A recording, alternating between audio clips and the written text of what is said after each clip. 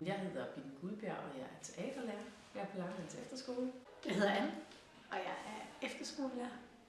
Og udover det, så er jeg uddannet cirkuspædagog og lidt artist. I øjeblikket laver vi gadeteater og gøgl, og vi jonglerer og cykler på ethjulede cykler, og vi laver masker og sådan nogle ting. Vi skal bruge det, fordi vi blandt andet skal til Italien på sådan noget studietur og lejrskole med efterskolen, og der vil vi gerne optræde på gaden.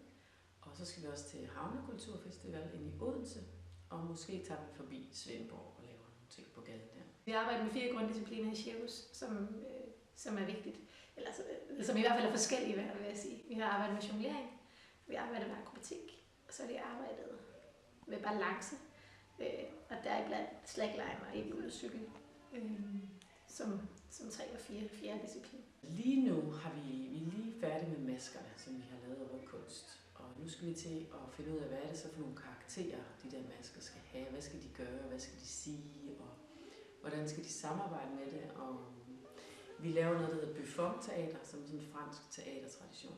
Og det er det, vi arbejder med. Vi kan sige, at vi gør det 2 gange hver. Ja. Fucking good idea. Nej, det gør du ikke. Du gør bare en trick, eller hvad du gør. Kan du gå på den anden side, måske? Kan du holde rejse op til nu? Så kan vi holde den, så kan vi holde om. I dag der er vi i gang med at sætte det sammen. De sidste 3 gange har vi arbejdet med de forskellige discipliner, hvor vi har haft 1 gang med jonglering, 1 gang med balance og 1 gang med akrobatik, cirka. Og nu er vi i gang med, at nu har de valgt sig ind på, hvad de gerne vil arbejde med af de forskellige cirkusdiscipliner. Og eller ikke cirkusdiscipliner, fordi det kan også bare være gadeteater i form af, hvordan man kan arbejde med det, hvis man ikke lige synes, man vil have en disciplin med blandet ind i det. Og så er de simpelthen i gang med at sætte det sammen. De er i gang med at sætte teateret sammen med cirkusdisciplinerne i små grupper, hvor de så skal have lavet en lille fortælling. Mit navn er Julie Rosa Friksbo Clausen. Mit navn er Vilma, og jeg går på Langelands Efterskole.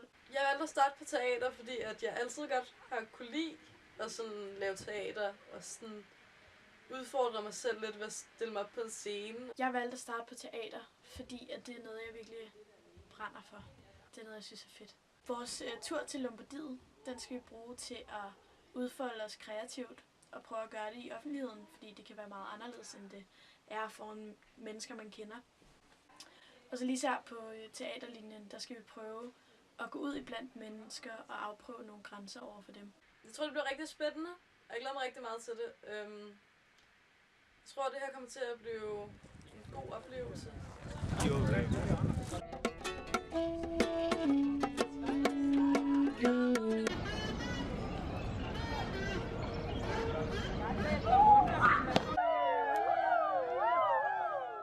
Det bedste ved turen, det var at prøve at lave sit gadeteater foran folk. Det bedste ved vores tur, det har helt klart været, at jeg har fundet ud af, hvordan andre mennesker reagerer på, når der sker et eller andet anderledes i gaden, eller at der er nogle mennesker, der kommer lidt for tæt på. Det har været meget sjovt, fordi at man, med de der masker på, kan man virkelig tillade sig meget. Altså gå hen til folk, der filmer en og være sådan helt, nej. Og det mest nederen, der har været, det har nok været de folk, der har filmet og så ikke rigtig givet at være en del af vores teaterting. Altså sådan, de har bare hellere ville stå på afstand og være sådan lidt. Det har været lidt nederen, når man prøvede ville have dem med, og så det ikke ville. Noget jeg har lært, det er, at hvis folk står inde på gaden for eksempel i København og optræder med et eller andet, så at man bare lige tager sig 10 minutter og står og kigger på folk og ser, hvad de laver, fordi jeg kunne mærke, at når folk stoppede og kiggede på det, som jeg havde brugt lang tid på at lave, eller noget, vi havde øvet sammen, jeg blev rigtig, rigtig glad, og jeg blev bare sådan, altså helt nærmest fyldt af sådan lykke, og det var nogle af de bedste oplevelser, jeg nogensinde har haft i mit liv. Så tanken om at kunne give det til andre, det ville være ret fantastisk.